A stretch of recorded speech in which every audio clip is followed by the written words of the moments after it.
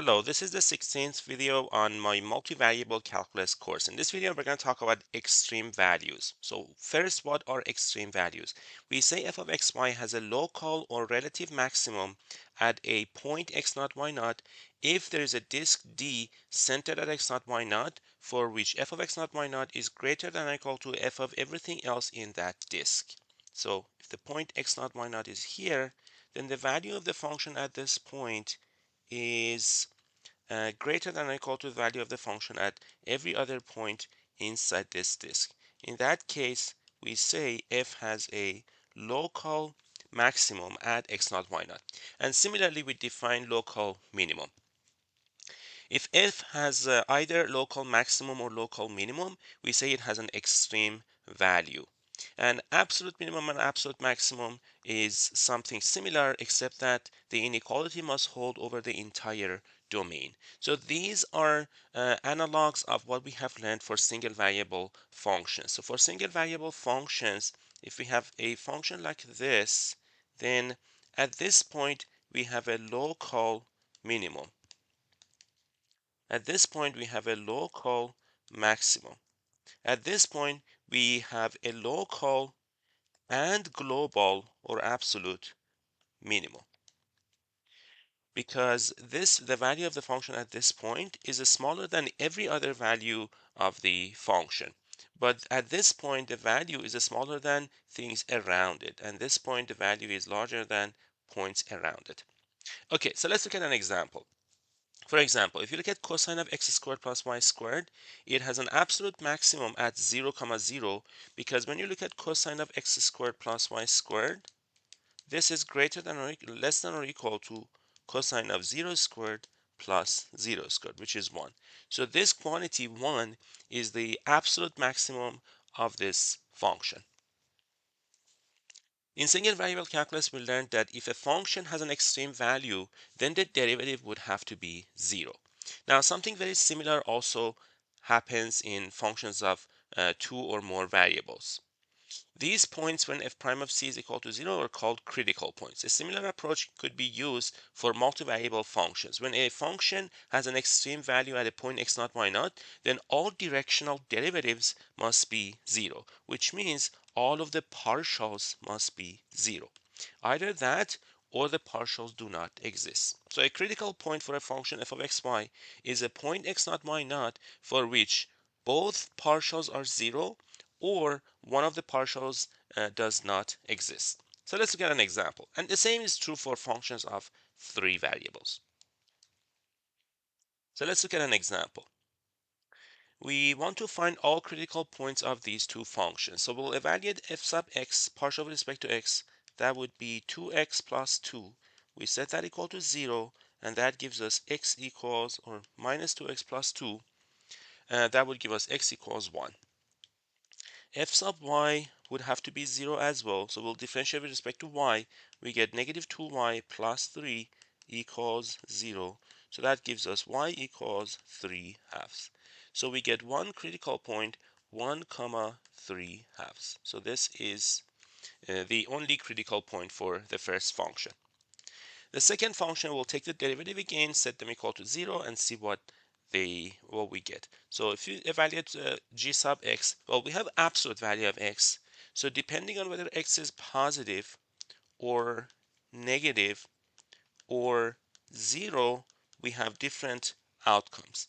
If x is positive, the derivative is 1. If x is negative, the derivative is negative 1. And if x is 0, the derivative does not exist. So now, when this can be 0, well, never. G of x is never 0, which means we do not have a critical point of the first kind, of the kind that the derivatives are 0. But we do have points that derivative does not exist. So critical points are all points of the form 0, comma something for y real. So these are all critical points. So everything 0 comma something, because the first partial g sub x does not exist. If you look at the second partial always exists. So if you look at the second partial g sub y, that is 2y, which always exists. Okay, so let's move on to the next example.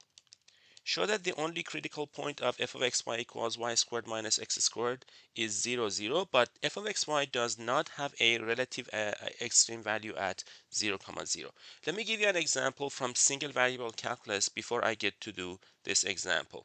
So if you recall, when we found critical points, we couldn't just immediately say it's a local minimum or local maximum, because things like x cubed, y equals x cubed, they have a critical point at x equals 0, but x equals 0 of course is not a local minimum or a local maximum, because you have positive values and negative values near 0. Now things in functions, multivariable functions, could get even more complicated. So let's evaluate f sub x, that's negative 2x, f sub y, that is 2y. We set both of these equal to 0. That gives us 0, 0 is the only critical point. Okay, so that's that part we just showed. Now let's look at the graph of this function and see if it is in fact a local minimum or local maximum. Okay, so we're graphing z equals y minus y squared minus x squared. So let's look at some cross sections and see what we get. If we plug in x equals 0, we get z equals y squared. So that gives us a parabola on the yz plane. And if x is a constant, we get other parabolas on the yz plane. If we plug in y equals 0, what do we get? We get z equals negative x squared. So you see z equals negative x squared would look like this. So as you see at this point, we have a local minimum in one direction and a local maximum in another direction. So this point is not a local maximum or a local minimum. If you look at the graph of this function, let's also set z equals a constant. Let's say z equals 1. That would give us 1 equals y squared minus x squared. So what is that? This is a hyperbola. So it would look like this. So as you see, this would look like that. And on these directions, we have also parabolas. So this graph looks like a saddle. Because of that 0, 0, which is a critical point, it is called a saddle point. So this is the third possibility when we are dealing with critical points. They could be local minimum, local maximum, or saddle points. Now, how do we know that a critical point is which one of these it is? It is a local minimum, local maximum, or saddle point. In order to do that for single variable functions, we had two methods. We could use sign chart, look at the derivative on either side, or we could use the second derivatives test. Sign chart is not going to work for functions of several variables. And the reason is we have many directions that we can approach a point. Second partial test is what we're going to use in order to determine if a point is local minimum, local maximum, or saddle point. So here's how the second partial tests work. We are going to evaluate the second partials, f sub xx, f sub xy, f sub yx, and f sub yy, and f sub xy and yx are the same. And we are going to evaluate this determinant. If this determinant is positive, if d is positive and f sub xx is also positive, then we get a local minimum. If determinant d is positive and f sub xx is negative, then we get a maximum. If d is negative, then we get a saddle point. And if d is 0, then this test is inconclusive, which means we have to use a different method to determine whether the point is a local minimum or local maximum. And generally what we need to do is to use algebra to figure out whether it's a local minimum or local maximum. So let's do an example on this. So we are given a function f of xy equals x squared plus y cubed over 3 plus 2xy plus 8x. We want to find and categorize all critical points of f. So first, finding the critical points would mean we have to find the partial with respect to x. So 2x plus 2y plus 8 partial with respect to y, we get y squared plus 2x. And we set these equal to 0. We solve, and then we use the second partials test. Okay, so let's solve this one maybe for x and plug it into the second one. We get x equals minus y minus 4. We'll take that and plug it into the second equation. So we get y squared minus 2y minus 8 equals 0. And this factors into y minus 4 times y plus 2. So that tells us y equals negative 2 or 4.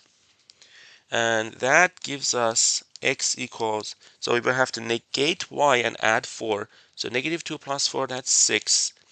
Negative 4 or subtract 4. So we get negative 2. Negative 4 minus 4, which is negative 8. So we get two critical points. The critical points are negative 2, and negative 8, 4. Okay, so these are the two critical points. Now, what do we do with these critical points? Well, we'll have to check whether they are local minimum, local maximum, or saddle point. So what we need to do is we're going to have to use the second partials test. So we will use the second partials test. Okay, so how does that work? We will evaluate the second partials. So f sub xx, we'll take f sub x and we take the partial of that with respect to x. That would be 2. We will take f sub xy, which is the same as f sub yx. That is also going to be 2. And then we take f sub yy, which is 2y. Then we evaluate d. D would be fxx, fxy, fyx, and fyy. This would be 4y minus 4. Now at this point, I'm going to plug in the values. So d of negative 2 comma negative 2 is going to be negative 8 minus 4, which is negative. So because it is negative, negative 2 comma negative 2 is going to be a saddle point. Next, we're going to plug in the other point that we got, which is negative 8 comma 4. That would give us 4 times 4, which is 16, minus 4, which is positive. Since we get something positive, we'll have to also check f sub xx. We will look at f sub xx. F sub xx is 2, which is also positive. So that means negative 8 comma 4 is a local minimum. Okay, so that answers the question. Okay, so next we're going to talk about absolute minimum and absolute maximum values of a function. A subset D of the plane in three-dimensional space is called bounded if it can be fit into a circle or a sphere, if it is in the plane or three-dimensional space. It depending on which one it is, we can put it into inside a circle or a sphere. It is called closed if it contains its boundary. So why do I need this phenomenon? The reason I need this phenomenon is that when you want to guarantee the existence of a maximum or minimum, and here I'm talking about absolute minimum and absolute maximum, we need to have the extreme value theorem. For single variable functions, the extreme value theorem was like this. If you have a function from an interval, but it has to be a closed interval, to R, then assuming that f is continuous, then it has extreme value theorem tells us that f attains its max and min value. So it attains its maximum value and its minimum value. Now, the condition that is important for the domain is that, first of all, it doesn't blow up, it doesn't go to infinity. And second of all, it includes its boundary. For functions of 2 or 3 variables, we need our region to also not go to infinity, which is called bounded, and also contain its endpoints per se. But endpoint here doesn't make a lot of sense, so we have to talk about the boundary. And that's when we say the region is closed. So here are some examples. If I look at this rectangle, this is closed and bounded. But let's say I look at the same rectangle, but I remove one of these. Then this is not closed, but bounded. So it is not closed, but it is bounded. If you look at something like this strip, this is closed and unbounded. Okay, so extreme value theorem. So what does the extreme value theorem tell us? It tells us that any continuous function from D to R whose domain is closed and bounded has an absolute maximum, and an absolute minimum value. To find these values, we find all critical points of f in D. So we find all the critical points. Then we find all the extreme values on the boundary of D. The maximum value of the ones that we found would be maximum, and the minimum value would be the minimum of the function. So how did we do that in single variable calculus? Well, what we did was we found the critical points inside the interval, and then we checked the boundary as well. This is very similar. But um, in one-dimensional case, in single variable functions, we set the endpoints because boundary and endpoints were the same. But here, boundary and endpoints aren't really the same thing. So if you're checking the rectangle, then, and I'm talking about a filled rectangle here, then the boundary would be these four segments. So we have to check all of these four segments. Okay, so let's look at one example on this. We want to find the maximum and minimum values of this function on this set. So first thing we need to do is to show that in fact the minimum and maximum values do exist. So let's draw the region. So if we draw the region, we know that x is between 0 and 1 and y is also between 0 and 1. So it is a square. So R is closed and bounded because it contains its boundary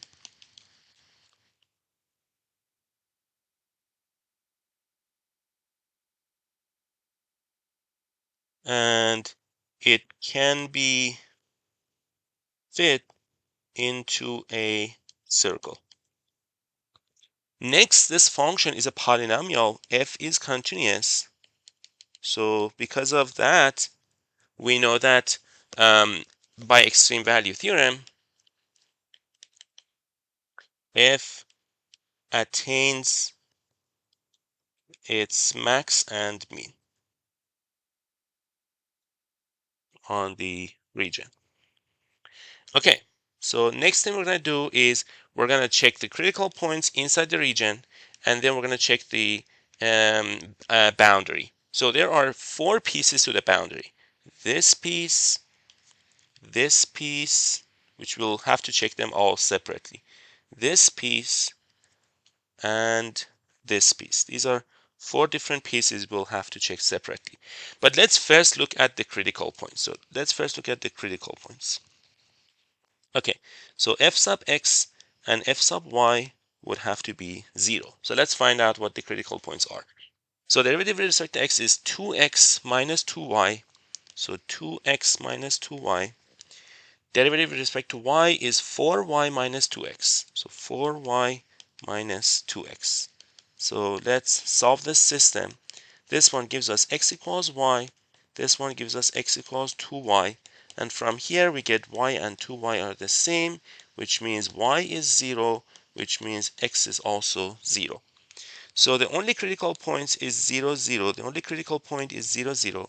We'll evaluate f of 0, 0. This is one candidate for maximum or minimum. It may be neither, but it's a candidate. So now we look at the boundary. So we have four different pieces, four different segments. The first one, I'll start from the top one. Doesn't really matter which one you start with. The top one is the red one. that is y equals 1 and x is between 0 and, y equals 1 and x is between 0 and 1.